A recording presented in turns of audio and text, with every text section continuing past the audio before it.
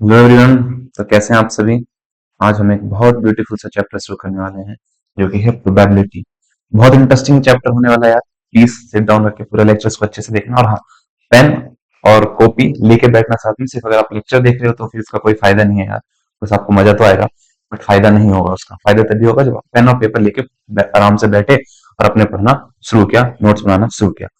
अब देखो प्रोबेबिलिटी, हम इस लेक्चर को कुछ इस तरीके से कैसे करेंगे। प्लानिंग मेरा कुछ इस तरीके से है कि जैसे ही लेक्चर खत्म होता है, प्रोबेबिलिटी से रिलेटेड जितने भी डाउट्स थे, छोटे मोटे जितने भी डाउट्स थे, सारे डाउट्स क्लियर हो जाएंगे।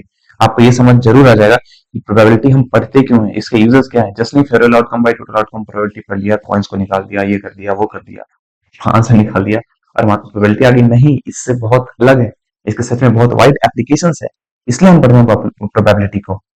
इसकी स्टडी में पता नहीं, हर ऐसा कोई फील्ड है नहीं जहाँ पे इसकी प्रोबेबिलिटी जब मुझे समझ में आता है नहीं है, जहाँ पे इसकी यूजेस एप्लीकेशंस नहीं हो। ठीक है, यहाँ आप देखो प्रोबेबिलिटी हमारे पास कहाँ यूज होता है। प्रोबेबिलिटी हमारे पास मेडिसिन में यूज होता है, डिसीज को प्रेडिक्ट करने में। किसी पर्सन को डिसीज होने की कितनी संभावनाएं हैं, अगर संभावनाएं ज्यादा है तो हमें उसको इलाज करना पड़ेगा समय से पहले ही। और मेडिसिन में इसका बहुत ज्यादा एप्लीकेशन है। इस पेशेंट की कौन सी बीमारी होने के, किस जीन्स के अकॉर्डिंग कौन सी बीमारी होने के कितने चांसेस है। लाइफस्टाइल को प्रेडिक्ट करके आप बीमारियां पता कर सकते हो, उसके होने के कितने चांसेस है। लास्ट डाटा है उसके आधार पर हम बता सकते हैं। सेम प्रोबेबिलिटी जो यूज होती है क्वांटम फिजिक्स में यूज होती है भाई। Quantum physics, can you believe it. Quantum physics पूरा प्रोबेबिलिटी है। प्रोबेबिलिटी क्वांटम फिजिक्स का बेस है। अपने 9th क्लास में पढ़ा होगा। जो एक प्रोटो एटम रहता है, प्रोटॉन और न्यूट्रॉन सेंटर में रहता है, इलेक्ट्रॉन चक्कर लगाता है। क्वांटम फिजिक्स जो कहती है कि भाई नहीं, आप ये नहीं बता सकते कि इलेक्ट्रॉन यहाँ पर है, ये यहाँ पर है, ये यहाँ पे, यहाँ पे। हम प्रोबेबिलिटी डेंसिटीज के बारे में बता सकते हैं। हम संभावनाएं बता सकते हैं कि वो कहाँ होगा, कहाँ नहीं होगा। आप पक्के तौर पे नहीं कह सकते एग्जैक्टली वहां होगा। हम उसकी प्रोबेबिलिटी, संभावनाओं के बारे में बात कर सकते हैं।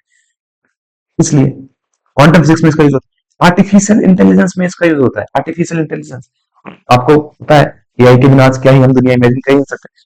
सब यूज करते हुए अपनी गिबली आर्ट्स बनाने के लिए, या फिर इमेजेस जनरेट करने के लिए, हम सब बाकी जो भी ब्यूटीफुल फोटोज वगैरह जनरेट करने के लिए। ठीक है, आर्टिफिशियल इंटेलिजेंस का यूज होता है। वो पूरा प्रोबेबिलिटी पे बेस्ड है। उदाहरण के लिए आप एग्जाम्पल देता हूँ, नेटफ्लिक्स देखते हो।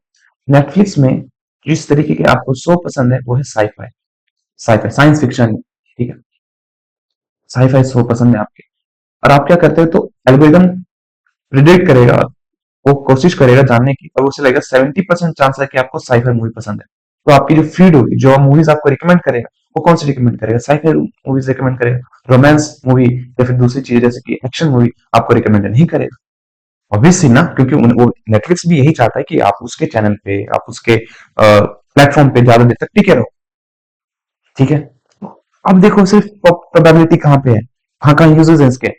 कोई हवा वाली बातें नहीं है कि प्रोबेबिलिटी हमने पढ़ लिया, पढ़ने के लिए कॉन्सेप्ट था। नहीं भाई नहीं, इसके एप्लीकेशंस बहुत ज्यादा है, बहुत ज्यादा इसके एप्लीकेशंस है। आप आगे कॉलेज वगैरह में जाओगे, ये पढ़ोगे तो देखोगे प्रोबेबिलिटी आप कितने ज्यादा जगह यूज होते हैं। इवन अगर आप मैथ परस्यू नहीं करो तो भी प्रोबेबिलिटी कहीं ना कहीं आ जाएगी। कॉमर्स ले रहे हो तब भी प्रोबेबिलिटी आ ही जाएगी कहीं ना कहीं। प्रोबेबिलिटी बहुत वाइड फील्ड है। शुरुआत हालांकि जुआरी होने की थी इसकी, जो जुआ खेलते हैं फिर जो भी चीजें रहती है, कॉइन टॉस करना या फिर कार्ड्स के गेम्स रहते हैं, जो भी चीजें रहती है। प्रोबेबिलिटी हम देखेंगे, उसकी स्टोरी भी देखेंगे कैसे इसका प्रोबेबिलिटी का डेवलपमेंट कैसे हुआ, सीरीज बाय सीरीज। प्रोबेबिलिटी का आज हम इसमें सैंपल स्पेस बनाना सीखेंगे, एक कॉइन का, दो कॉइन का सैंपल स्पेस बनाना सीखेंगे। फिर एक डाइस का, दो डाइस का सैंपल स्पेस, फिर कार्ड्स के बारे में डिस्कस करेंगे। तो बस उसके साथ में तीन चार क्वेश्चंस करेंगे और लेक्चर्स को हम रैप अप करने की कोशिश करेंगे। ओके, तो ये देखा हमने प्रोबेबिलिटी मेडिसिन में यूज होता है, क्वांटम फिजिक्स में यूज होता है, हमारे पास आर्टिफिशियल इंटेलिजेंस में यूज होता है, और ये तो मैंने बस तीन एग्जांपल्स लिए हैं, बाकी तो हर जगह यूज होता है। ठीक है, बढ़ते हैं नेक्स्ट टॉपिक की तरफ। अब कुछ चीजों के बारे में हम पढ़ते हैं। देखो हमारे पास हमने ये पढ़ लिया, अब इसमें हम पढ़ेंगे कुछ चीजें, जैसे कि हमारे पास है रैंडम इवेंट। रैंडम इवेंट क्या होता है। दूसरा हम पढ़ेंगे बायस्ड। बायस्ड अनबायस्ड क्या होता है प्रोबेबिलिटी में। ठीक है, और प्रोबेबिलिटी की दो चीजें, हाँ हाँ, उसका इससे पहले उसका हम सीखेंगे, उससे पहले हम सीखेंगे इक्वली लाइकली आउटकम्स क्या होते हैं। इक्वली इक्वली लाइकली आउटकम्स, उसका हम देखेंगे। जो प्रोबेबिलिटी है वो दो तरीकों से डिफाइन है। एक है थियोरेटिकल प्रोबेबिलिटी।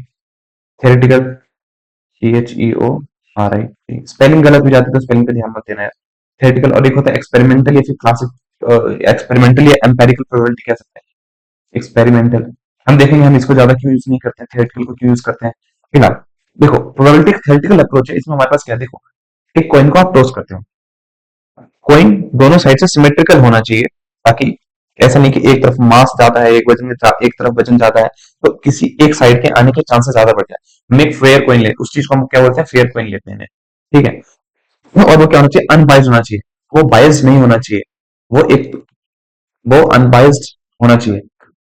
अनबाइज्ड कॉइन्स मतलब जैसे कि महाभारत के सुकनी मामा याद है, उनके जो पासे जो फेंकते थे वो बाइज्ड थे ना, मतलब वो जो चाहते थे वो वही पासे आते थे, इसलिए तो महाभारत रही। वो गेम का बड़ा बहुत इंपॉर्टेंट रोल रोल है महाभारत को डेवलप करने में। तो हमारे पास क्या होता है, हमारे पास जो हम जो चीजें कंसिडर करेंगे वो अनबाइज्ड कॉइन पे। अब ये थोड़ी है कि आप प्रोबेबिलिटी ले रहे हो एक कॉइन के आने के ज्यादा चांस, हम उसकी स्टडी क्यों करें, नहीं करेंगे, हमें पता है वही आने वाला है, ठीक है। Both the sides have equal chances of reappearing, दोनों चांसेस के हैं, दोनों के चांस है कि बराबर ही आ जाए, ठीक है। रैंडम टॉस का मतलब ये क्या होता है, अच्छा रैंडम टॉस क्या होता है, रैंडम टॉस का मतलब होता है, फॉर एग्जाम्पल आपने कॉइन टॉस किया, टॉस के दौरान आपने कोई ट्रिक नहीं लगाई, कुछ ऐसा नहीं किया कि आप जो लाना चाह रहे हो वो आ जाए। उदाहरण के लिए कुछ ट्रिक भी होती है ऊपर फेंकने के, जो भी है जहां तक मुझे पता है, तो वो ट्रिक यूज ना हो, रैंडम पूरा रैंडम अपने आप से ही आना है जो आए, ठीक है। हमारा बस एक्शन है कि हमने कुछ उछाला है जो भी है, बट हमारी तरफ से हमें कोई ऐसा एक्शन नहीं होना चाहिए जिसमें हमारी जो हम जाना चाह रहे हैं, हेड आना चाह रहे हैं, तो हेड आने के चांसेस को इन्फ्लुएंस करें हम किसी भी प्रकार से। मैं उसके ऊपर बलून लगा के मास थोड़ा ज्यादा बढ़ा दें, या फिर हम इसको ऐसे इस तरीके से टॉस करें कि हमें पता है भाई लगभग इतनी हाइट आने पर हेड ही आ जाता है, अगर मैं ये पल्ला जो है मेरे पास हेड ही हो तो इतना ही टॉस किया, तो वो सब चीजें नहीं होनी चाहिए। एक्सपर्ट होते हैं ना वो गेम में, वो करते हैं भाई, ठीक है। चलो, तो रैंडम टॉस क्या होता है, means the coin is throne freely, अपने आप गया, फ्रीली गया, विदाउट एनी बायस और इंटरफेरेंस, ताकि हमने कोई इंटरफेयर नहीं किया उसमें, और ना किसी बायस के, ठीक है। कोई एक तरफ हम नहीं चाह रहे कि क्या है क्या नहीं है, ठीक है, यही होता है। हमने देखा अनबायस का मतलब क्या होता है, हमने देखा रैंडम इवेंट का क्या मतलब होता है। अब आते हैं इक्वली लाइकली आउटकम्स पे। इक्वली लाइकली आउटकम्स क्या होते हैं, इक्वली लाइकली, सॉरी मैं फंबल कर रहा हूँ बीच में। इक्वली लाइकली आउटकम्स ऐसे आउटकम्स होते हैं जिसमें हमारे पास दोनों के आने के चांसेस बराबर बराबर। उदाहरण के लिए फॉर एग्जांपल हेड है या टेल है, अब जाहिर सी बात है ऐसा तो नहीं कि हेड के आने के चांसेस ज्यादा हैं या टेल के आने के चांसेस ज्यादा हैं, तो उसे हम बोलेंगे equally likely outcomes. For example एक डाइस जो आप रोल करते हो, एक डाइस में 1 2 3 4 5 6 होते हैं, ठीक है, सभी के आने के चांसेस बराबर ही हैं, सभी के, ऐसा तो नहीं है कि वन आपको अच्छा लगता है तो वन ज्यादा बार आ जाएगा, ऐसा नहीं है। किसी को 5 अच्छा लगता है तो 5 मेरा फेवरेट नंबर है, क्योंकि 5 मेरे को 5 का टेबल बचपन में जल्दी याद हो गया था इसलिए, ठीक है। तो 5 आने के चांसेस ज्यादा है, ठीक है, ऐसा नहीं है, सभी के आने के चांसेस बराबर बराबर ही, उसको बोलते हैं इक्वली लाइकली आउटकम्स। अच्छा, क्या सारे इवेंट्स इक्वली लाइकली आउटकम होंगे, बिल्कुल नहीं। उदाहरण के लिए हमारे पास ये ले लेते हैं, जैसे कि हमारे पास एक बैग है, उस बैग में हमारे पास क्या है, उस बैग में हम एज्यूम कर लेते हैं 4 रेड बॉल है, 4 क्या है, रेड बॉल, 1 2 3 4 रेड बॉल है, और एक ब्लू बॉल है, एक ब्लू बॉल है। अब जाहिर सी बात है, अब मैं इसकी प्रोबेबिलिटी निकालूं तो मेरे पास क्या, प्रोबेबिलिटी ऑफ रेड और प्रोबेबिलिटी ऑफ ब्लू, क्या दोनों बराबर होंगे, बिल्कुल नहीं बराबर होंगे। क्यों, क्योंकि लाल ज्यादा है यहाँ पे, तो लाल के आने के, रेड के आने के चांसेस ज्यादा होंगे, ब्लू कम है, ब्लू के आने के चांसेस कम होंगे। तो ये जो इवेंट है हमारे पास इक्वली लाइकली आउटकम्स नहीं है, सबके आने के चांसेस बराबर नहीं है, ठीक है, तो हम इसको क्या बोलेंगे, नॉट इक्वली लाइकली आउटकम्स, ठीक है। तो खैर अंत में हम सिर्फ इक्वली लाइकली आउटकम्स के बारे में पढ़ेंगे, ज्यादा हमें जानने की जरूरत नहीं है, but questions equally likely outcomes पे आ भी सकते हैं, नहीं भी आ सकते हैं, मतलब ऐसा मतलब कहने का ये कि जो इवेंट इक्वली आउटकम्स, जैसे ये वाला हमारे पास इक्वली लाइकली आउटकम्स नहीं है, क्वेश्चन इस पे भी आ सकते हैं, है एनसीईआरटी में से क्वेश्चन, ठीक है।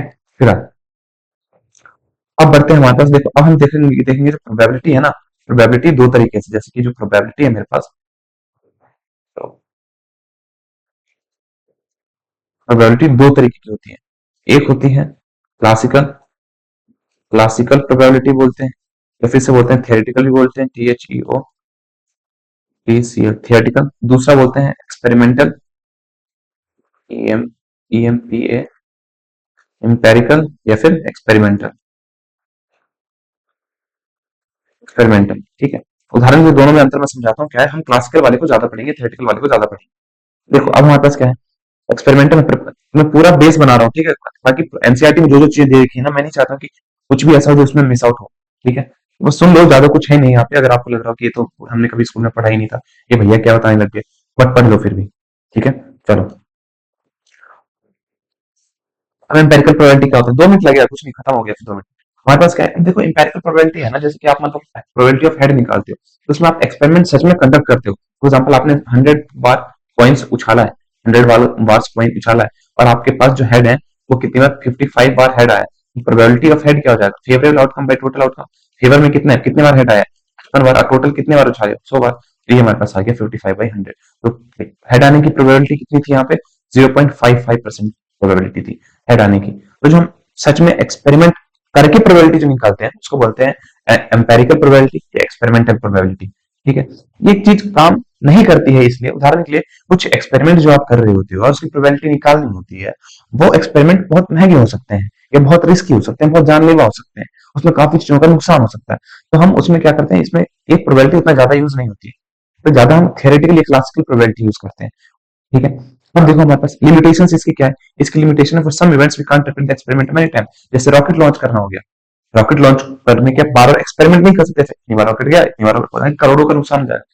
फिर तो हो गया स्पेस से, स्पेस का जो हमारा इसरो का नासा का जितना बजट है, सारा का सारा किसमें चला जाएगा, सारा का सारा चला जाएगा हमारे पास यही ठीक करने में, लॉन्च करने में, एक्सपेरिमेंट करने में। ठीक है, कोइन को तो आप निकाल कर सकते हो, 100 बार उछाल सकते हो, कोई क्या रॉकेट को 100 बार उछाल सकते हैं, मतलब लॉन्च कर सकते हैं, नहीं कर सकते, क्योंकि महंगा बहुत पड़ जाएगा ना वहां पे हमारे पास, बाकी सारी चीजें भी तो डेवलप करनी है हमें।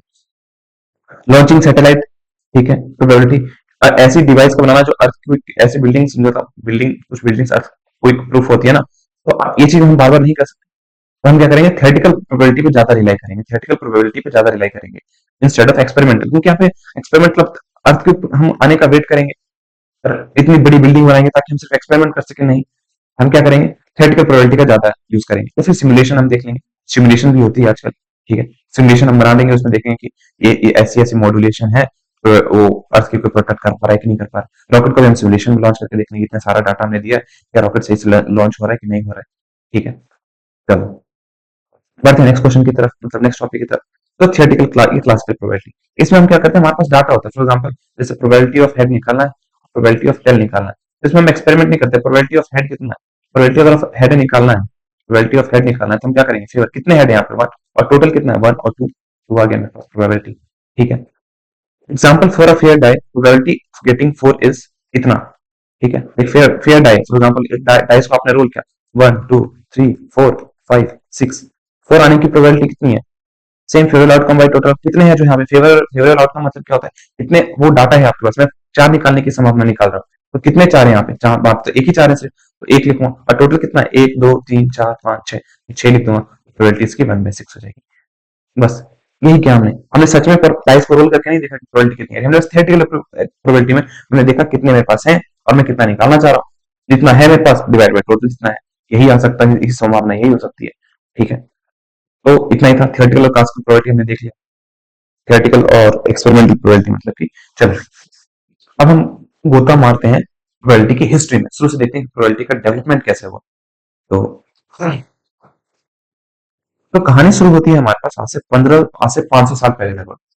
एक हमारे पास मैथमेटिशियन, फिजिशियन या फिर एस्ट्रोनॉमर, एस्ट्रोलॉजर थे, और ये म्यूजिक थियरिस्ट भी थे, और एक बहुत बड़े गैम्बलर गैम्बलर भी थे ये।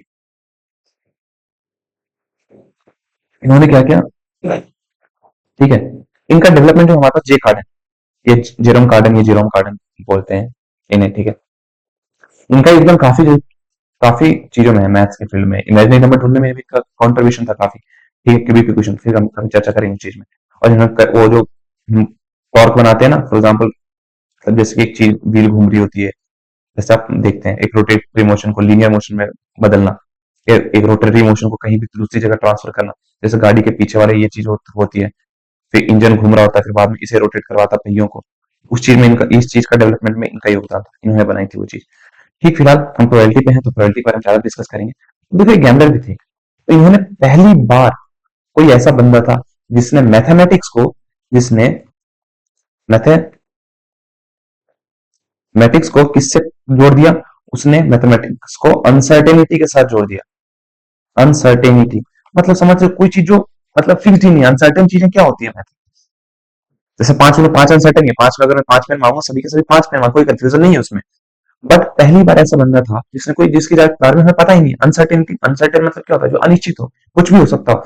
पहली बार मैथमेटिक्स को जोड़ा गया अनसर्टेनिटी के साथ, इस बंदे ने जोड़ा। क्यों? क्योंकि इसे गैम्बलिंग पसंद था, तो इसने जो कार्ड गेम होते हैं और जो डाइस गेम होते हैं उनके सारे पॉसिबल आउटकम्स को स्टडी किया, एनालाइज किया, और हाँ Fairlie, was deeply interested in gambling and wanted to understand how to win fairly. एक सही तरीके से जीता कैसे जाए, इन्होंने ये एनालाइज किया, स्टडी, उन्होंने डाइस गेम, कार्ड गेम को अच्छे से स्टडी किया, उसे एनालाइज किया, सारे पॉसिबल आउटकम्स कितने होंगे, फेवरेबल आउटकम्स कितने होंगे। बाद में इन्होंने जो फॉर्मूला हम पढ़ते हैं प्रोबेबिलिटी का, अभी तक पढ़ते आ रहे हैं, प्रोबेबिलिटी का फॉर्मूला हम अभी तक पढ़ते आ रहे हैं, फिर क्या है मैं ये नहीं बताऊंगा favourable outcome by total outcome, favourable outcome होता क्या है, बट अभी स्टोरी वगैरह सुनो। Favourable outcome by total outcome, ये सब लिखने की जरूरत तो नहीं है, बस कहानी है, आपकी सिलेबस में नहीं है, बट कहानी समझ आता तो सब्जेक्ट से प्यार भी होता है कि चीजें कैसी है ना। मतलब पीछे बैक स्टोरी नहीं पता, उसके पीछे क्या है, उसके एप्लीकेशन क्या, मैं क्यों ही पढ़ूंगा किसी चीज को। अभी मुझे भी मैथ पसंद नहीं था, अभी पसंद है कि मुझे पता है उसके एप्लीकेशन बहुत वास्ट है। बीइंग अ ह्यूमन सबको मैथ तो पता नहीं चाहिए, ठीक है। अब let the foundation of probability through gambling problem, इन्होंने गैम्बलिंग प्रॉब्लम से प्रोबेबिलिटी का फाउंडेशन किया। Connected mathematics with uncertainty for the first time, पहली बार कोई ऐसा बंदा था जो आया, उसने मैथमेटिक्स को अनसर्टेनिटी के साथ कनेक्ट किया। भाई सोचो, जो चीज आपको पता ही नहीं है, जिसके बारे में अनसर्टेन है, मैथ तो क्या कहता है, मैथ को कहता है ना क्या 2 मीटर पर सेकंड की स्पीड से जा रहे हो, 5 सेकंड बाद आप एग्जैक्टली बता सकते हो वो कहां पर होगा। बट अनसर्टेनिटी, इसमें कोई अनसर्टेनिटी नहीं है, कोई निश्चित नहीं, कोई कंफ्यूजन नहीं है। बट पहली बार अनसर्टेनिटी को हम डिस्कस कैसे करेंगे, प्रोबेबिलिटी से, मैथमेटिक्स से डिस्कस कर सकते हैं। पक्के तौर पर तो नहीं कह सकते, बट चांसेस के बारे में बता सकते हैं कि इसके चांसेस ज्यादा है बेस्ड ऑन प्रीवियस आउटकम से, जो भी फेवरेबल आउटकम है, टोटल आउटकम है, ठीक है। तो लेगेसी हमारे पास क्या है, कार्डनो, इन्होंने डेवलप किया प्रोबेबिलिटी को, और बाद में पास्कल्स और लैपलेस ने भी इसे कन्वर्ट किया, ठीक है। और इनका काम मरने के बाद पब्लिश हुआ, प्रोबेबिलिटी का काम इन्होंने पहले कर दिया था, बट अनफॉर्चुनेटली कभी कभी ऐसा भी होता है कि आपको कुछ चीजों का क्रेडिट नहीं मिलता है, ठीक है, जो भी इनके साथ हुआ। खैर, तो हमारे पास फिर जब कार्टून का डेथ हो जाता है, तो हमारे पास कार्टून का डेथ के बाद हमारे पास एक बंदा था जो कि गैम्बलर था, और उसकी दोस्ती अच्छे लोगों के साथ थी। तो उस बंदे का नाम था शेवलर डे मेरे, पता नहीं मेरे क्या क्या पड़ेगा, नॉट श्योर इफ मैं गलत प्रोनाउंस कर रहा हूँ तो आई अपोलोजाइज, ठीक है। तो देखो 1500 में वो गेम खेल रहा था अपने दोस्तों के साथ, तो अक्सर ना उस गेम में एक चीज होती है, for example let it be, ऐसा रहता है कि पहले 5 राउंड तक जो जीत जाएगा, पहले 5 राउंड तक जो जीत जाएगा वो विनर कहलाएगा, ठीक है।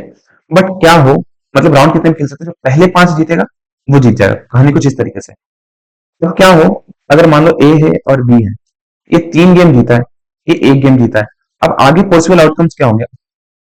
अब गेम मान लो बीच में रुक जाता है, अब गेम आगे नहीं बढ़ता, कोई कुछ भी हो सकता है, ये मत सोचो कि क्यों रुका, क्या हो गया, ये मत सोचो। सुनो, मान लो किसी कारण से गेम रुक जाए, तब क्या हो, जो प्राइस है वो कैसे कैसे बटेगा। तो पहले के लोग क्या करते थे, प्राइस 50-50 बांट लेते थे, प्राइस 50-50 बांट लेते थे। बट इसमें इन्होंने बोला कि अपने दोस्त को, एक सेवलेट मेरे के एक दोस्त है ब्लेस भास्कर, उनको कंफ्यूजन थी भाई कि ऐसा ऐसा है, मैं तेरे को एक बात बताता हूँ, चिट्ठी प्रॉब्लम उन्होंने डिस्कस की, चिट्ठी लिखा उन्होंने अपने इस दोस्त को, चिट्ठी में उन्होंने बताया। अब पेरेडे पास्कल्स को प्रॉब्लम इंटरेस्टिंग लगी, पास्कल्स के फ्रेंड्स थे पेरेडे फेरमेट, इसे प्रॉब्लम पॉइंट्स बोलते हैं। पेरेडे फेरमेट से डिस्कस की भाई की प्रोबेबिलिटी के कुछ मतलब ऐसा लग रहा है, इसको हम कैसे सॉल्व करेंगे। इन दोनों ने बाद में बाद में ये कहा कि भाई नहीं, जो 50-50 बांट रहे हो वो गलत बटेगा। फॉर एग्जाम्पल हमारे पास टोटल जो हमारे पास है, हमारे पास 5 गेम जीतने हैं, 3 ये पहले जीत चुका है। अब अगला क्या हो सकता है, अगले चांस में ये हो सकता है कि ये जीत जाए, ये 2 या एक, या एक ये इसका एक ही रहे, ठीक है। इसका क्या हो सकता है, ये जीत जाए और ये मेरे पास एक ही रहे, जो ये 5 गया तो इसका प्राइस मिल जाएगा। तो इसके जीतने के टोटल जो चांसेस है वो ज्यादा है, तो इसकी जो प्राइस बचनी चाहिए वो 3:1 बचनी चाहिए। ये सिर्फ एक ही केस में जीत सकता है जब सारे के सारे इसी के फेवर में है, तो 3:1 के रेशियो में प्राइस बचनी चाहिए। उन्होंने ये पहली बार ये डिस्कस किया कि भाई जो 50-50 कर रहे हो ना, 50-50 कर रहे हो यानी कि 1:1 रेशियो कर रहे हो, गलत है। 5 राउंड की एग्जांपल के लिए मैंने बताया कि सिर्फ 5 हो सकता है, बट समझो कि जो पहली बार ज्यादा जीता गेम, तभी अगर वहीं रुक जाए तो आगे बढ़े तो खैर ठीक है, हम देखेंगे। बट बीच में रुक जाता तब हम कैसे प्राइस को बांटेंगे, तो किसके बेसिस पे, लॉजिक, लॉजिक, रीजनिंग, रीजनिंग और पॉसिबिलिटीज के बेसिस पे उन्होंने बोला, किसके, पॉसिबिलिटी के बेसिस पे उन्होंने ये बोला। लॉजिक, रीजनिंग और पॉसिबिलिटी, वही नहीं, प्राइस ऐसा नहीं बढ़ना चाहिए 50-50, क्योंकि ज्यादातर 3 केस में वो वही जीत रहा है, 3 केस में तो आप ही जीत रहे हो, एक केस में वो जीत रहा है। प्राइस अगर रुकना ही है, अगर बीच में गेम रोकना है, प्राइस तो उसका उस पैसे का 3 गुना इसे मिलना चाहिए, उसका एक हिस्सा इसको, मतलब 1/3 इसे मिलना चाहिए और उसका एक हिस्सा इसे मिलना चाहिए, ठीक है। तो ये रहा हमारे पास। फिर बाद में अलग अलग लोग आए, उन्होंने प्रोबेबिलिटी पर अलग अलग डिस्कस की, फिर इस पे और ज्यादा काम हुआ, ठीक है। चलो अब बढ़ते हैं, तो देखो कितनी इंटरेस्टिंग स्टोरी थी इनकी। एक बार रिकैप मैं करवा देता हूँ क्या हुआ। सबसे पहले प्रोबेबिलिटी किसने काम किया, जे कार्डन या फिर जेरेम कार्डन, GEROM, जेरोम कार्डन भी बोलते हैं इन्हें। खैर, उसके बाद शेरलॉक डे मेरे, ये क्या काम कर रहे थे, एक गैम्बलिंग एक गैमलर थे। गैम्बलिंग करते टाइम उन्हें एक प्रॉब्लम को देखा, एक पॉइंट प्रॉब्लम को, जिसे हम बोलते हैं पॉइंट प्रॉब्लम को। और अगर गेम बीच में रुक जाए तो प्राइस किस तरीके से बटेगा, ये प्रॉब्लम को उन्होंने अपने दोस्त को चिट्ठी में लिख के बताया। ठीक है, ब्लेस पास्कल्स को, तो उसने पास्कल का नाम सुना है। पास्कल ने ये चीज अपने दोस्त जो थे पास्कल्स ने अपने दोस्त पियरे डे फेरमेट के साथ ही डिस्कस किया और बाद में प्रोबेबिलिटी की थ्योरी बताई। तो बाद में देखो आज प्रोबेबिलिटी वहां से शुरू हुई थी और कहाँ कहाँ यूज नहीं होती आज के टाइम, हर जगह यूज होती है प्रोबेबिलिटी। ठीक है, तो इतना ही यार। अब हम आ जाते हैं 9th के सिलेबस पर, 10th के सिलेबस पे। ठीक है, चलो अब हम लिखते हैं सैंपल स्पेस। सैंपल स्पेस क्या होता है, सैंपल स्पेस होता है, एक मिनट में इसको देख लेता हूँ, कुछ ज्यादा ही बड़ा तो नहीं कर रखा है। चलो ठीक, सैंपल स्पेस क्या होता है, ऑल दी पॉसिबल आउटकम्स, उसे हम बोलते हैं सैंपल स्पेस। जितने भी पॉसिबल आउटकम हो सकते हैं, फॉर एग्जाम्पल एक कॉइन को टॉस करते हो, एक कॉइन को हम टॉस करते हैं, तो फिर टोटल पॉसिबल आउटकम या तो हेड आएगा या तो टेल आएगा। ठीक है, दो कॉइन को टॉस करते हैं तो मेरे पास क्या आएगा, टू कॉइन को टॉस करते हैं तो क्या आएगा, थ्री कॉइन को टॉस करते हैं तो क्या आएगा। अब मैं इसका एक जनरली आपको फॉर्मूला बता रहा हूँ, देखो फॉर्मूला है m की पावर m। m क्या है, मान लो जब कोई चीज आपके पास एक है तो उसके टोटल कितने सैंपल स्पेस बन रहे हैं। जैसे एक कॉइन है, उसके सैंपल स्पेस कितने बन रहे हैं, दो ही बन रहे हैं, तो कॉइन के लिए फॉर्मूला हो जाता है 2 की पावर n। ठीक है, n क्या है, n है आप कितने कॉइन को एक साथ टॉस कर रहे हो। आप अगर एक कॉइन को टॉस कर रहे हो एक साथ तो इसकी पावर होगी 1, 2 की पावर 1 दैट इज 2। अगर आप दो कॉइन को टॉस कर रहे हो 2 की पावर 2 दैट इज 4। अगर आप थ्री कॉइन को टॉस कर रहे हो तो हमारे पास 2 की पावर 3 हो जाएगा, दैट इज मेरे पास 8 आ जाएगा। थोड़ा इसको थिकनेस बढ़ा ही देता हूँ, ज्यादा बढ़िया लगता है। ठीक है, 2 की पावर 3 8, तो हमारे पास ये रहा।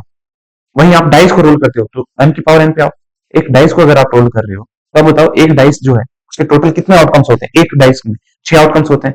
एक डाइस के लिए पावर हमारे पास ये हो जाएगा, एक डाइस के लिए 6 की power 1 that is 6 he outcomes बनेंगे। बट अगर 6 की पावर 2 डाइस हो, 6 की पावर 2 दैट इज 36 हो जाएगा। 6 की पावर 3 ये कभी आपसे पूछा नहीं जाएगा, आप उसकी टेंशन मत लो। ठीक है, 10th तक हमारे पास बाकी आगे अलग जाता है, उसको सीधा एक फॉर्मुला ही बन जाता है इसके लिए। ठीक है, ये रहा हमारे पास, आप इन चीजों को देख सकते हैं। मैं ट्रिक लिख बता देता हूँ, सैंपल स्पेस लिखने की सारी ट्रिक्स बता देता हूँ जिससे आप कोई भी क्वेश्चंस को कर सको। ठीक है, मान लेते हैं, चलो तो ये है मेरे पास, मैं ट्रिक बता देता हूँ आपको। चलो, एक कॉइन में तो आपको पता चल गया एक ही हो सैंपल स्पेस हो। जब दो कॉइन बने तो टोटल कितने, चार बनेंगे। चार का आधा क्या होगा, दो, दो बार हेड लिख दो आप, और दो बार टेल लिख दो। ठीक है, फिर अगले में दो दो दो, दो यहाँ पे लिखे हैं ना, दो फिर दो दो लिखे हैं तो दो का आधा कर दो एक, तो दो का आधा एक होगा, एक बार हेड एक बार टेल, एक बार हेड एक बार टेल, ऐसे कर दो। फिर यहाँ पे आठ है, आठ का आधा कितना होगा, चार, चार बार हेड चार बार टेल, हम लिखेंगे यहाँ पे हेड, यहाँ दिख रहा है ना सही से आपको, हेड एक, हेड हेड हेड, चार बार हेड चार बार tail, tail tail tail tail. ठीक है, फिर यहाँ पे सही से दिख रहा है क्या, थोड़ा मैं यहाँ पे ऐसे कर देता हूँ साइड में। फिर हमारे पास क्या आएगा, चार चार बार हमने लिख दिया। फिर चार बार हेड चार बार टेल लिखा, फिर चार का आधा दो, चार का आधा दो, दो बार हेड दो बार tail, head head tail tail, head head tail tail. उसके बाद ये दो है, दो दो करके फिर दो का आधा एक, अब एक हेड एक टेल, एक हेड एक tail, head tail head tail head tail. ठीक है, ये बन गया हमारे पास। ठीक है, अब आपसे कुछ भी पूछ सकता है इसमें, इसमें हमारे पास वही पॉसिबल आउटकम है, हेड और टेल। आपसे पूछ सकता है probability of two head, two, देखो एग्जैक्टली टू हेड, ऐसे लिख रहा है एग्जैक्टली टू हेड। कब, जब तीन को, अच्छा एक और चीज, मान लो देखो इधर देखो इधर, दो कॉइन को एक बार टॉस कर करोगे या एक कॉइन को दो बार टॉस करोगे तो सैंपल स्पेस सेम बनेगा। फिर से इधर देखो, एक कॉइन आपने लिया उसे दो बार टॉस किया, जो सैंपल स्पेस बनेगा तो ये बन गया, इसी यही सैंपल स्पेस बनेगा उसका। और ये आपने दो कॉइन लिया, उसे एक बार टॉस किया तो सैंपल स्पेस सेम बनता है। उसी प्रकार से तीन कॉइन आपने लिया तो सैंपल स्पेस एक दो तीन, मतलब एक कॉइन लिया उसे तीन बार टॉस किया तो सैंपल स्पेस यही बनेगा जो मैंने यहाँ पे बताया। और आपने तीन कॉइन लिए और तीनों को एक बार टॉस किया तो सैंपल स्पेस यही बनेगा, सेम इसके जैसा ही बनेगा जो हमारे पास यहाँ है, इसके जैसा ही बनेगा। इन सब चीजों का ध्यान रखना। अब मान लो प्रोबेबिलिटी तीन कॉइन को टॉस किया जाता है, तीन कॉइन को टॉस किया जाता है और आपसे बोला जाए प्रोबेबिलिटी ऑफ कि दोनों पे एग्जैक्टली दो ही हेड आ जाए, दो हेड आए इसकी क्या प्रोबेबिलिटी है। तो आप देखो कितने पे दो हेड आ रहा है, फेवर फॉर्मूला होता है favourable outcome, favourable outcome by total outcome. यहाँ देखो फेवर टू हेड कितना है, एक इस पे है two head, two head, two head, बस और किसी पे नहीं है तो थ्री, और टोटल कितना था एट, तो आंसर आ गया थ्री बाई। तो कुछ आपसे ऐसे क्वेश्चन पूछ सकता है एग्जैक्टली टू हेड, एटलीस्ट भी पूछ सकता है, at least to head, at least to head, इस तरह के क्वेश्चन भी पूछा जा सकता है। तो मैं यहाँ पे सारे क्वेश्चंस ना करवाने की कोशिश करता हूँ एक मिनट, जितने भी क्वेश्चंस बन सकते हैं एटलीस्ट टू हेड की प्रोबेबिलिटी आप निकालोगे। एटलीस्ट टू हेड का मतलब क्या हुआ कि कम से कम दो हेड आए, ज्यादा ज्यादा कितना भी हेड आ जाए फर्क नहीं पड़ता। एटलीस्ट टू हेड या at least one head, at least one head करती है, एटलीस्ट वन हेड, कम से कम एक हेड आ जाए, ज्यादा ज्यादा कितना भी हेड आ जाए चलेगा, एक से कम हेड नहीं होना चाहिए। तो देखो एटलीस्ट वन हेड में क्या प्रोबेबिलिटी आ जाएगी, एटलीस्ट वन हेड में क्या प्रोबेबिलिटी आ जाएगी, पहला तो एक हेड होएगा, तो एक से ज्यादा हो जाए तो दिक्कत नहीं है, कम से कम एक एक एक एक सारे के सारे आ गए, मतलब इसका आउटकम क्या होगा, सेवन बाई एट। ये है फेवरेबल आउटकम। इसको हमने इसलिए दिया क्योंकि एटलीस्ट में कम से कम इतना तो होना ही चाहिए, अब जीरो हेड थोड़ी होगा, है ना, कि कम से कम भाई इतने रुपए तो मेरे को चाहिए, इससे कम बिल्कुल भी नहीं चाहिए, है ना। तो यही होता है एटलीस्ट का मतलब, एटलीस्ट और एटमोस्ट दोनों पे मैं सारे डाउट्स अभी क्लियर करता हूँ। ठीक है, मतलब ये लेक्चर जैसे कंप्लीट होगा ना तो एनसीईआरटी का ऐसा कोई क्वेश्चन नहीं होगा जो आप नहीं कर पाओगे, सारी चीजें क्लियर हो जाएगी। तो एटलीस्ट एटमोस्ट में समझ आ गया। अब मान लो एटमोस्ट में बोलता हूँ, same question at most, at most one head बोल देता हूँ, मतलब ज्यादा से ज्यादा एक हेड होने चाहिए, एक से ज्यादा नहीं होने चाहिए। तो हमारे पास अब देखो टोटल आउटकम क्या बन जाएगा, फेवरेबल आउटकम क्या बन जाएगा, फेवरेबल आउटकम क्या बन जाएगा, एटलीस्ट, एटलीस्ट वन हेड का क्या बनेगा, कम से कम मतलब ज्यादा ज्यादा एक ही हेड होने चाहिए, एक ये बना, एक ये बना, एक ये बना, और नहीं है क्योंकि दो एक से ज्यादा हो गए। अब बताओ कुछ लोगों को डाउट हुआ कि ये वाला होगा कि नहीं होगा, क्योंकि इसमें जीरो हेड है, इसमें बोला ज्यादा से ज्यादा एक हेड हो, मतलब कम से कम कितना भी कम हो सकता है, कम से कम जीरो भी हो सकता है, हम इसको भी अकाउंट में लेंगे तो आंसर आ जाएगा four by eight, four one जो फोर, फोर टू। प्लीज ये चीजें स्टार मार्क करके अपने नोटबुक्स में लिख लेना, ठीक है, कि किस तरीके से करना है। एटमोस्ट बोला ना, ज्यादा से ज्यादा उसने बोला एक ही हेड हो भाई, एक ही हेड हो, कम से कम जीरो भी चलेगा, वन चलेगा, जितने वन है, वन से ज्यादा नहीं हो सकता, टू नहीं हो सकता, at least sorry at most one head, ज्यादा से ज्यादा एक ही, एक से कम कितना भी हो जाए, जीरो भी हो जाए तो हम ले लेंगे, ठीक है। अब कहते हैं ना भाई ज्यादा से ज्यादा एक भूसा खाऊंगा मैं, उससे ज्यादा नहीं खाऊंगा, और उससे मत मार तो और बढ़िया, मतलब हम खड़ी बैठी लगाते थे ना जो भी, ठीक है। ये है एटलीस्ट और एटमोस्ट। सेम अगर मैं बोलता, अगर मैं बोलता सेम, अगर मैं यहाँ पे क्वेश्चन लू और सेम क्वेश्चन में बोलूं तीन कॉइन को टॉस किया, क्योंकि तीन कॉइन पे समझना ज्यादा आसान है, क्योंकि ज्यादा यहाँ पे चीज आ रही है।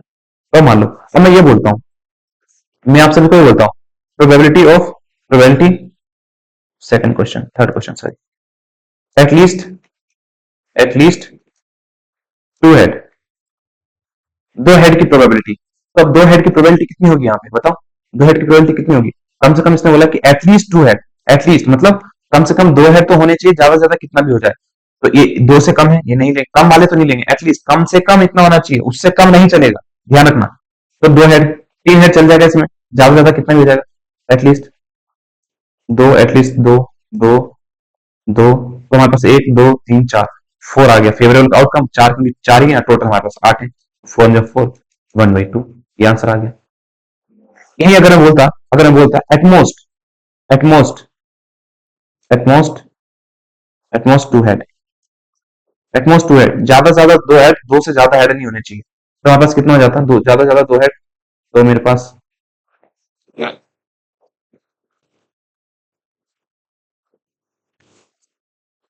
ठीक है, तो एटमोस्ट टू हेड, ज्यादा से ज्यादा दो हेड होने चाहिए, दो से ज्यादा नहीं होने चाहिए, ठीक है।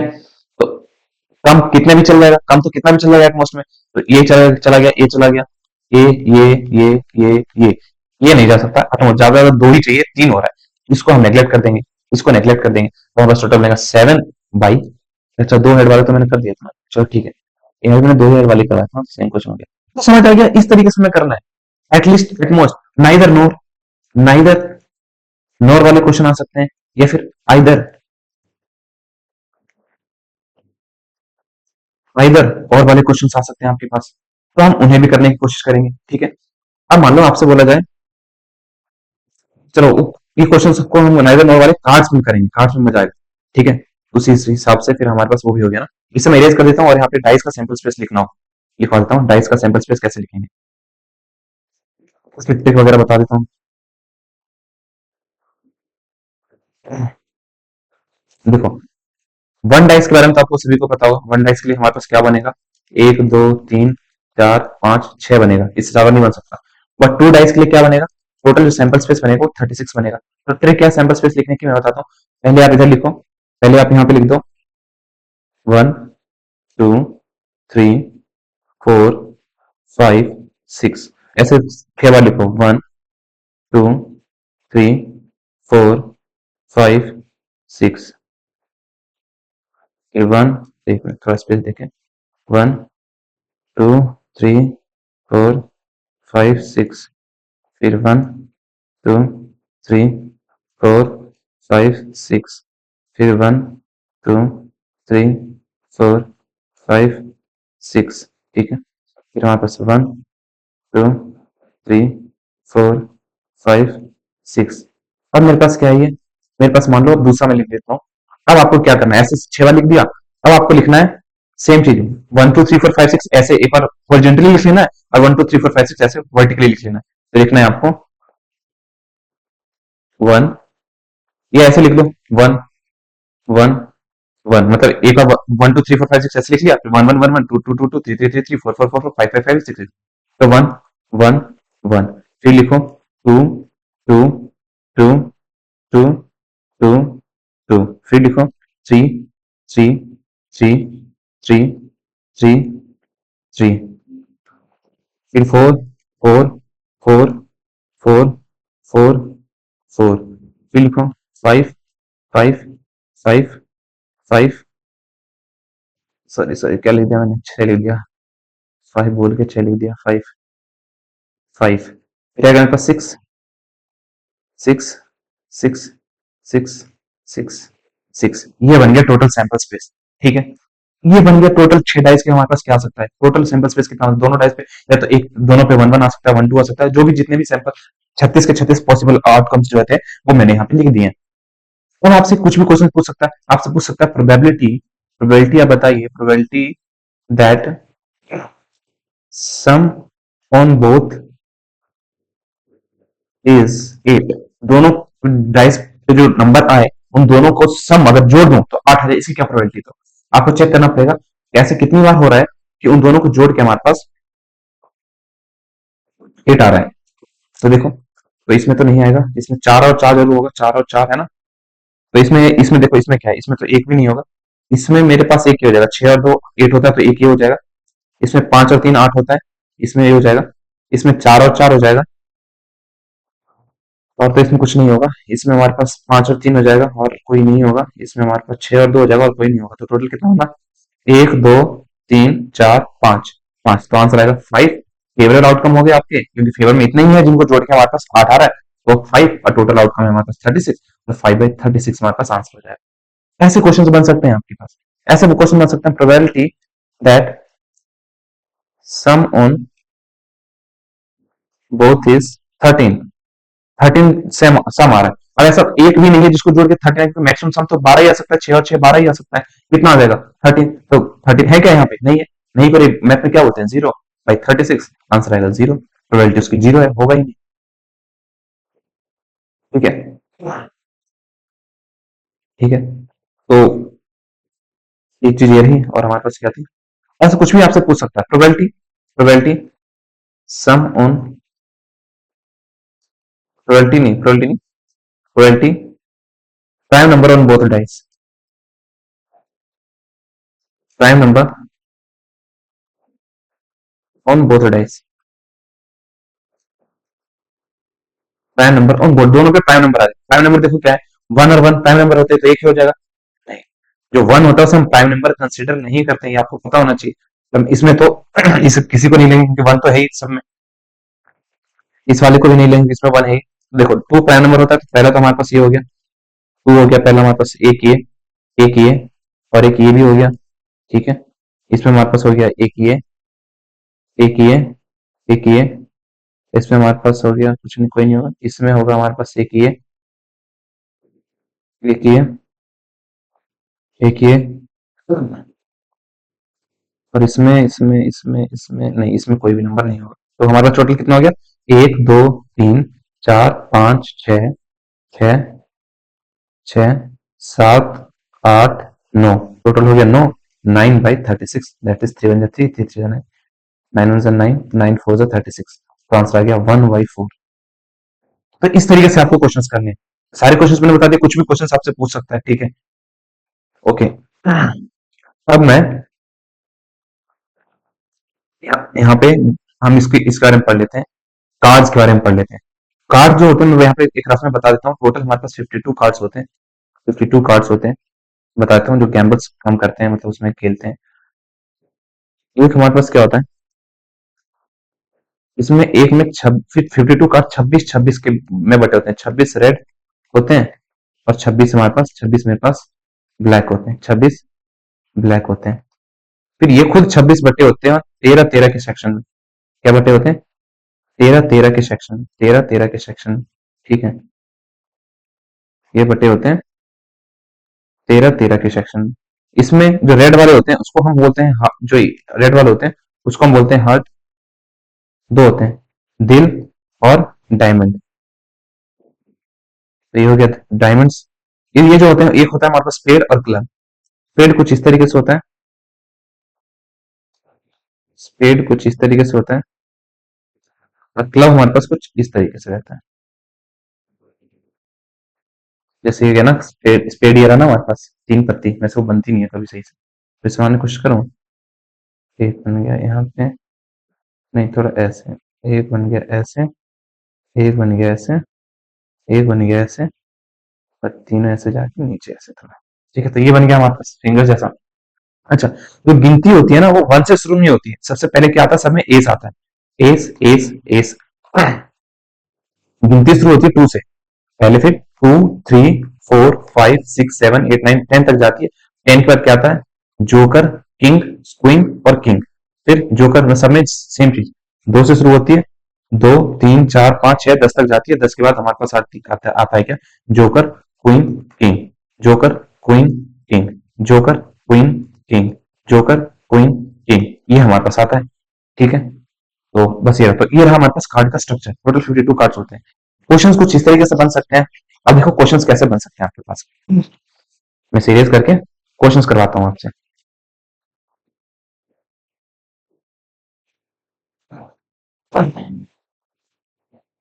ऐसे हो सकता है, प्रोबेबिलिटी ऑफ रेड कार्ड। मान लो रेड कार्ड की प्रोबेबिलिटी कितनी हो गई। अब जाहिर सी बात है, रेड कार्ड टोटल कितने बटे हुए थे, 26 ब्लैक और 26 रेड में बटे हुए थे। ब्लैक रेड कार्ड कितने हो गए, फेवरेबल आउटकम कितना हो गया, 26 26 क्योंकि रेड है, और टोटल कितना 52, ये आ गया हमारे पास। ठीक है, तो इसको हम कन्वर्ट करेंगे तो हमारे पास कैंसिल आउट करेंगे तो 1/2 आएगा। प्रोबेबिलिटी आपसे पूछ सकता है, प्रोबेबिलिटी आपसे पूछ सकता है, probability of face card. Face card कौन से कार्ड होते हैं, जो लास्ट वाले कार्ड होते हैं ना, जोकर, क्वीन, किंग, जे, सब इन्हें हम बोलते हैं फेस कार्ड। तो फेस कार्ड टोटल कितने हैं, टोटल 3 और ये 4 12 हो जाएंगे। तो 12 फेस का है ना, 3 + 3 + 3 + 3, तो हमारे पास 12 जाएगा, टोटल 52।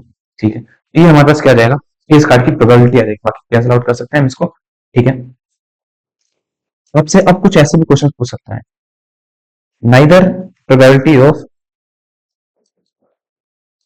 नाइदर किंग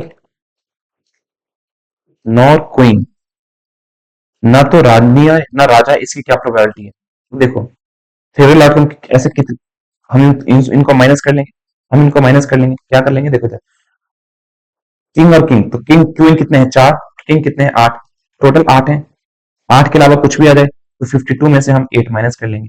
ठीक है, 50 में से 6 जाएगा, हमारे पास कितना आएगा 44। तो हमारे पास आंसर जाएगा 44 डिवाइडेड बाई टोटल कितना है 52। क्योंकि किंग और क्वीन नहीं आने की प्रोबेबिलिटी ये होगी हमारे पास, इनको हमने हटा दिया ना, इनको हटा दिया बच गए, किंग और क्वीन नहीं आएंगे तो हमारे पास यही आएंगे, तो हमारे पास इसके आने की प्रोबेबिलिटी हमने बता दी। उनके किंग और क्वीन ना, क्योंकि किंग और क्वीन ना है, इनकी क्या प्रोबेबिलिटी है, तो ऐसे कितने हैं जिसमें किंग और क्वीन नहीं है, तो जाहिर सी बात है यहाँ से लेके ये रहा, यहाँ से लेके ये रहा, यहाँ से लेके ये रहा, ये इसमें सब में नहीं है, तो फेवर हमारे पास ये हो गया, और टोटल हमारे पास क्या था, 52 ही था। ठीक है, चलो, तो ये था नाइदर नॉर के क्वेश्चन को इस तरीके से हम करेंगे। सेम अगर आपसे पूछ ले आइदर और वाले क्वेश्चन, तो मैं आइदर और वाले क्वेश्चन करवा देता हूँ, ताकि आपसे ये सब चीजें क्लियर हो जाए। अब मैं बोलता हूँ, समझना, नाइदर मतलब ये भी ना है और वो भी ना है, दोनों में से कोई नहीं। आइदर बोलता है तो probability of probability of either, क्या लें, या तो लें हम एस की प्रोबेबिलिटी, आइदर एस और किंग, इसकी प्रोबेबिलिटी क्या हो, आइदर एस और किंग, अच्छा या तो एस आ जाए या किंग आ जाए, तो फेवर हमारे पास कितने कितने एस है हमारे पास 4, और किंग हमारे पास कितने हैं 4 और 8, 8/52 आ जाएगा हमारे पास आंसर, दोनों में से कोई भी आ जाएगा हमारे पास, तो फेवर हमारे पास कितना हो गया, देखो 4 और 4। अब नहीं मैं पूछता, अब देखना ध्यान से, अगर मैं बोलता probability of either either red card, अब ध्यान से समझना क्योंकि इंपॉर्टेंट है, इसको मैं इरेज कर दूं क्या, ताकि मैं अच्छे से यहीं पे समझा पाऊं, क्योंकि यहाँ पे हो सकता है मेरा फेस के कारण में दिखना पाए, मुझे गेसिंग करके ही काम करना पड़ता है ना। प्रोबेबिलिटी ऑफ, अब देखना ध्यान से सुनना, important, probability of either red card और रेड कार्ड और फेस कार्ड, नहीं ये किंग ले लेते हैं, थोड़ा इजी समझने के लिए सही रहेगा, ये तो रेड कार्ड आ जाए किंग। अब बताओ रेड कार्ड कितने हैं, टोटल टोटल 26 रेड कार्ड है, और किंग कितने हैं, किंग हमारे पास कितने हैं, किंग हमारे पास 4 है, 4, बट इधर देखो ध्यान देना, दो हमारे पास रेड वाले किंग भी तो है जो 26 में यहाँ पे गिने हुए हैं, और टोटल किंग तो हमने यहाँ गिने लिया था ही। ये वाली रेड किंग और ये वाला रेड किंग, तो इसमें 26 मिला के यही इसमें तो काउंट हो गया, तो देखोगे तो हमने 2 बार काउंट कर लिया, तो किंग हम यहाँ पे ब्लैक वाले बच गया ना, इनको ही ले लेंगे, तो 26 + 2 कितना होगा, 28, 28 और टोटल कितना, 52, ये है करेक्ट आंसर। आइदर और नाइदर और नोर वाले क्वेश्चन आएंगे एग्जाम में और इंपॉर्टेंट होते हैं ये, ठीक है, इससे ज्यादा कुछ नहीं है प्रोबेबिलिटी में, बस भाई मैं इसी के साथ लेक्चर खत्म करूंगा, 2-3 कुछ इंपॉर्टेंट बातें बताऊंगा प्रोबेबिलिटी पे, फिर खत्म होगा, एग्जाम्पल्स क्वेश्चन हम कभी बात करेंगे, बाद में करेंगे, ठीक है। आइदर ये, अब क्या बोलूं, एक और क्वेश्चन करेंगे, एक और क्वेश्चन करते हैं, एक डाइस में कुछ क्वेश्चन करते हैं, डाइस में कुछ क्वेश्चन करते हैं आइदर और वाले ना, इसको मैं रेज करता हूँ, कार्ड में समझाना ज्यादा इजी रहता है मुझे लगता है ऐसा, इसमें कार्ड में पहले समझाया था, तो इसमें समझाता हूँ, एटलीस्ट एटमोस्ट समझ आ गया, आइदर नॉट समझ आ गया, इससे ज्यादा कुछ है नहीं प्रोबेबिलिटी। चलो यहाँ देखो, तो हमारे पास क्या होगा, for example probability of either either either either 3 और 5, या तो 3 आ जाए या 5 आ जाए, सिंगल डाइस की हम बात करें, ये सिंगल डाइस की बात करें, 2 डाइस की बात करें, 6, ठीक है, या तो 3 आ जाए या 5 आ जाए, इसकी क्या प्रोबेबिलिटी है, टोटल मुझे 3 और 5 चाहिए, 3 और 5 मतलब टोटल फेवर आउटकम कितना बन गया, 2 बन गया, और टोटल है 6, तो आंसर हो गया 1/3, आंसर कितना गया 1/3। सेम अगर होता probability of neither neither 3 nor 5, तो मेरे पास क्या है, 3 और 5 नहीं चाहिए, उसको छोड़ के कुछ भी चाहिए, तो इन्हें हटा देंगे हम 3 और 5 को, कितना बच गया, 1 2 3 4, 4/6, आंसर आ जाएगा 2 2 3, आंसर आ जाएगा 2/3। ये है हमारे पास प्रोबेबिलिटी आइदर और नाइदर नॉर, एटलीस्ट एटमोस्ट, बस इससे ज्यादा कुछ नहीं है प्रोबेबिलिटी के बारे में, ठीक है। कुछ बेसिक चीजें मैं और करवाऊं प्रोबेबिलिटी से रिलेटेड, 2-3 पॉइंट्स बता के फिर हम इसको रैप अप करते हैं, ठीक है। कोई खाली पेज नहीं, चलो ये खाली पेज है, मैं इस पर कुछ चीजें बताता हूँ। अब देखो, प्रोबेबिलिटी का फॉर्मूला आपको समझेगा, प्रोबेबिलिटी ऑफ इवेंट, किसी घटना के घटने की हम इसको इससे डिनोट करते हैं, हमारे पास इसका फॉर्मूला होता है फेरियल आउटकम, एमसी के लिए कुछ इंपॉर्टेंट क्वेश्चन बता रहा हूँ, divide by favourable outcome divide by total outcome, ये होता है। अब देखो जाहिर बात है टोटल आउटकम जो होगा डिनोमिनेटर हमेशा बड़ा होगा, आपको ये पता है कि जब न्यूमरेटर और डिनोमिनेटर होता है, for example let it be P और क्यू रहता है, अगर डिनोमिनेटर बड़ा है बिगर है, तो आंसर क्या होगा, हमेशा 1 से छोटा ही आंसर होगा, 1 से छोटा होगा, प्रोबेबिलिटी क्योंकि ज्यादा से ज्यादा क्या हो सकता है कि मान लो जैसे कि हमारे पास 1 2 3 4 5 6 ये हो सकता है, तो 6 हमेशा नीचे होगा। ज्यादा से ज्यादा ये हो सकता है कि फेवरेबल आउटकम में आप बोलो कि नंबर नंबर बिटवीन 0 और 7, 0 और 7 के बीच में जितने नंबर है सबकी प्रोबेबिलिटी। तो कितने नंबर है? 6 ही है 0 और 6 के बीच में, तो 6/6 न्यूमरेटर डिनोमिनेटर दोनों बराबर आ गए। मैक्सिमम प्रोबेबिलिटी जो आ सकती है वो आ सकती है 1। ठीक है, और मान लो मैंने बोला प्रोबेबिलिटी ऑफ 7, 7 तो है ही नहीं इसमें, 0। मिनिमम प्रोबेबिलिटी जो आ सकती है 0, 0 से कम प्रोबेबिलिटी नहीं, नेगेटिव प्रोबेबिलिटी जैसी कोई चीज नहीं होती, नेगेटिव प्रोबेबिलिटी एग्जिस्ट करती ही नहीं है। प्रोबेबिलिटी किसी घटना के घटने की वो हमेशा क्या रहेगी, या तो 1 से छोटी होगी या 1 के बराबर होगी, या तो 0 से बड़ी होगी या 0 के बराबर होगी। 0 से छोटी नहीं हो सकती, मतलब कभी नेगेटिव प्रोबेबिलिटी नहीं हो सकती, -2 प्रोबेबिलिटी एग्जिस्ट नहीं करती है, इलॉजिकल है, सेंसलेस चीज है। अब 1 से बड़ी प्रोबेबिलिटी से 2 + 3 ये प्रोबेबिलिटी भी एग्जिस्ट नहीं करती। ठीक है, प्रोबेबिलिटी एक स्टार मार्क करके लिख लेना क्वेश्चंस में। ठीक है, अच्छा एक और चीज, प्रोबेबिलिटी अगर किसी घटना के घटने की 1 है तो हम इसे बोलेंगे सर्टेन इवेंट। क्या बोलेंगे? Certain event. क्या बोलते हैं इसे? Sure event. क्या बोलते हैं इसे? श्योर इवेंट बोलते हैं। ठीक है, मतलब वो घटना घटेगी ही घटेगी अगर किसी घटना के घटने की प्रोबेबिलिटी 1 है, मतलब ऐसा हमेशा होगा, 100% चांस है कि प्रोबेबिलिटी होगी किसी की प्रोबेबिलिटी 1 है। उदाहरण के एग्जाम्पल यहाँ मैंने देखा ना, 0 से 6 के 7 के बीच में कितने नंबर आ सकते हैं यहाँ पे, बीच में बोला है जी, मैंने ये नहीं बोला 1 से 6 के बीच में, 1 से 6 के बीच में बोलता तो ये नंबर होते हैं, इसलिए मैंने बोला 0 से 7 के बीच में, तो ये नंबर तो 0 इंक्लूडेड नहीं होगा इसमें, 7 इंक्लूडेड नहीं होगा, इसलिए आपको इसलिए भी इन बातों पर भी ध्यान देना है कि क्या बोला जा रहा है। ठीक है, अच्छा, प्रोबेबिलिटी किसी घटना के घटने की अगर 0 हो जाए तो उसको हम बोलेंगे इम्पॉसिबल इवेंट। क्या बोलते हैं? इम्पॉसिबल इवेंट, मतलब वो घटना कभी घट ही नहीं सकती, वो इम्पॉसिबल इवेंट है, वो कभी नहीं हो सकती। ठीक है, तो ये चीज हमने देखा कि 1 होगी तो क्या होगी, ये होगी तो क्या होगी, और इसके पीछे रीजन भी दिया कि 1 से छोटी ही क्यों होगी और 0 से बड़ी ही क्यों होगी, प्रोबेबिलिटी 0 के बराबर ही क्यों होगी। ठीक है गाइस, ओके। एक और चीज इंपॉर्टेंट थी, वो ये है sum of elementary probability, APILIT probability is 1। सभी प्रोबेबिलिटी की जो एलिमेंट्री प्रोबेबिलिटी होती है उनका सम 1 होता है। अब भाई अब आपको समझ आई यार, ये एलिमेंट्री प्रोबेबिलिटी क्या बोला, ये क्या आ गया अचानक से? तो एलिमेंट्री प्रोबेबिलिटी हमारे पास ये होता है, फॉर एग्जाम्पल अगर मैं बोलूं, जैसे हमारे पास एक डाइस को मैंने रोल किया, एक डाइस को रोल करने पर 1 2 3 4 5 6 आएगा।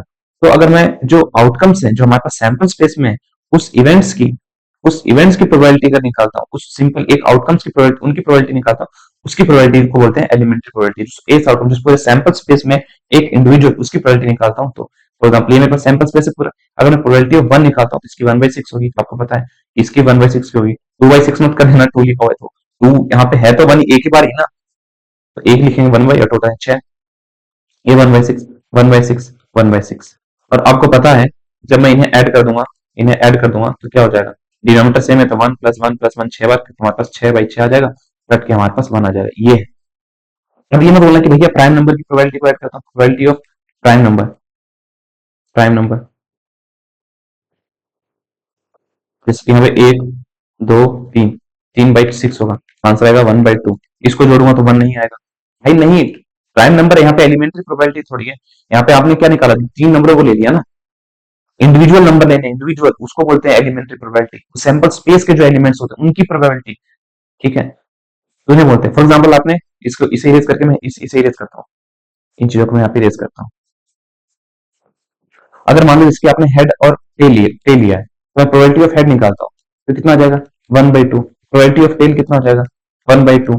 दोनों को ऐड करूंगा, 1/2 + 1/2, 1/2 + 1/2, तो आंसर 1 आएगा। जाहिर सी बात है, डिनोमिनेटर सेम है, ऊपर 1 + 1 2, 2/2, कट के 1 आएगा। ये है हमारे पास एलिमेंट्री प्रोबेबिलिटी का सम, हमारे पास 1 होता है। अब दूसरा मत करना, prime number, even number, odd number को ऐड करके आप कर लेंगे, कंफ्यूजन नहीं होनी चाहिए इसमें कोई। ठीक है, चलो तो ये था हमारे पास। एक लास्ट चीज बताता हूँ, लेक्चर को रैप अप करते हैं। ठीक है यार, बताऊँ ज्यादा टेंशन क्या, ज्यादा मेहनत क्या लगी पीपीटी बनाने में कि क्या क्या बताना है, बहुत टाइम कंज्यूम होता है भाई। तो इसे नोट कर लो, मैं इसको इरेज करके फिर एक नई चीज बताता हूँ, कंटिन्यूअस और डिस्क्रीट प्रोबेबिलिटी, जो कि नाम तो नहीं है बट है, क्वेश्चन है तुम्हारे एनसीईआरटी में ही है, एग्जाम्पल में भी है और एक बुक में भी है।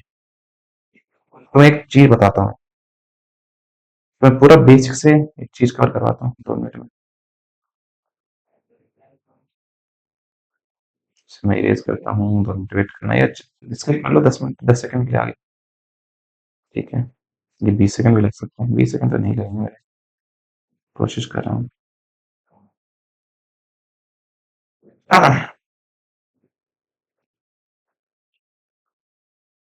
तो कुछ चीजें ना हमारे पास कंटिन्यूअस और डिस्क्रीट होती है। उदाहरण के लिए कंटिन्यूअस और डिस्क्रीट का मतलब बताना चाहिए। कंटिन्यूअस एंड डिस्क्रीट तो मैं समझाता हूँ, और जैसे खत्म होगा तो आपको समझ आएगा कि मैं बता क्यों रहा हूँ, तो ध्यान से सुनना। डिस्क्रीट और कॉन्टिन्यूअस, फॉर एग्जाम्पल उदाहरण के लिए मैं ये बात करता हूँ, मेरे पास 5 पेन है, तो 5 तो डिस्क्रीट ही होंगे, अलग अलग ही होंगे 5, ऐसा तो नहीं 5 पेन एक साथ ही लगे होंगे, नहीं। 5 पेन अलग होगा, 1 pen, 2 pen, 3 pen, 4 pen, 5 pen अलग होगा। बट मैं अगर बोलता हूँ 5 मीटर, 5 मीटर का एक रस्सी रोप, तो क्या ये अलग हो सकता है? नहीं, ये अलग नहीं हो सकता। क्यों?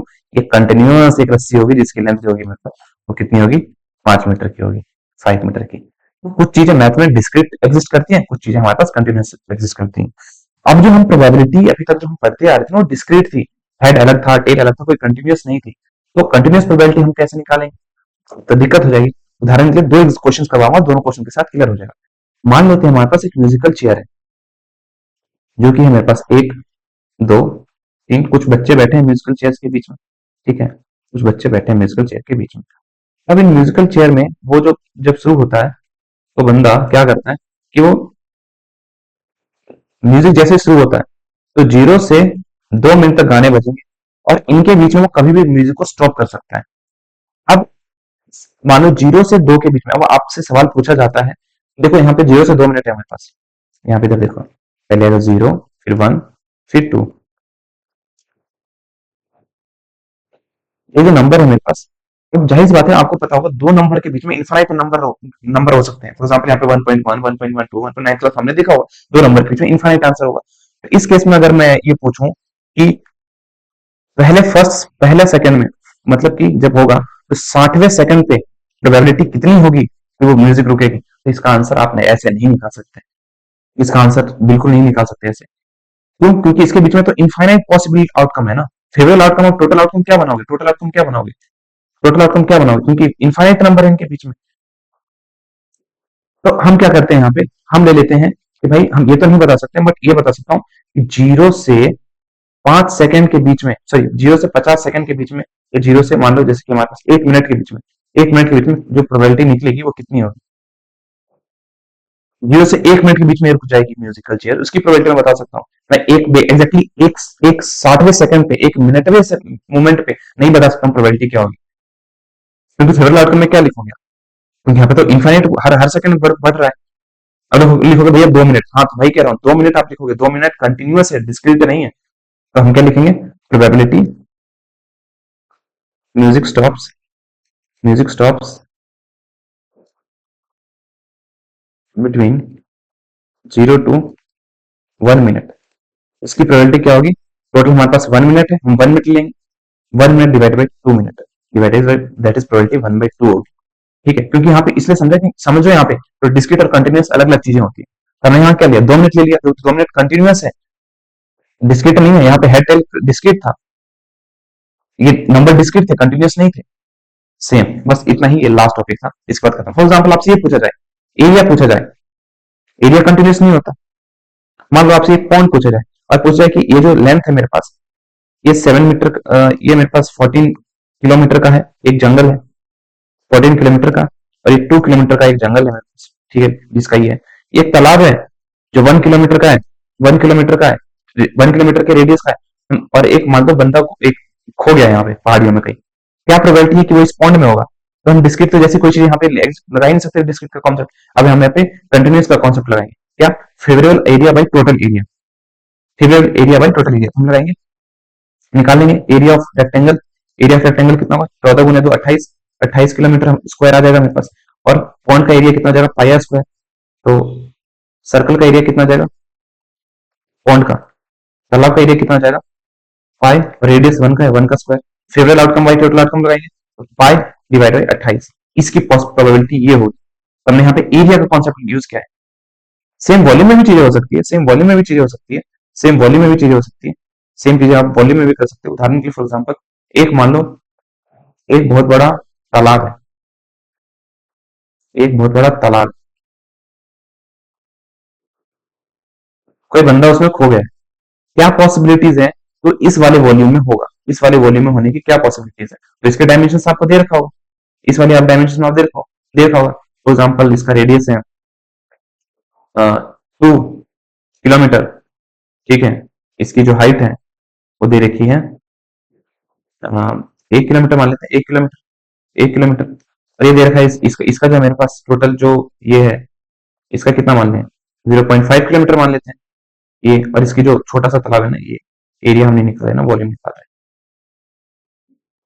चलो ऐसे निकाल लेते हैं, एक क्यूब है, ठीक है, ये है, जिस क्यूब का लेंथ विड्थ सेम है, क्यूब है जिसका लेंथ हमारे पास साइड है जिसकी ए है, ये दो एक है मान लेते हैं, एक है, एक मान लेते हैं, तो हमारे पास क्या होगा, favourable outcome by total outcome, इसका वॉल्यूम निकालोगे 1 क्यूब आएगा, 1 मीटर 1 किलोमीटर क्यूब, और टोटल एरिया कितना है, 2 × pi R square H, pi R square H, तो पाई इंटू रेडियस का स्क्वायर इंटू H1, तो पाई 4 इंटू, मतलब 4 पाई आ जाएगा, तो 1/4 पाई, हमारे पास ये आंसर आ जाएगा 1/4 पाई।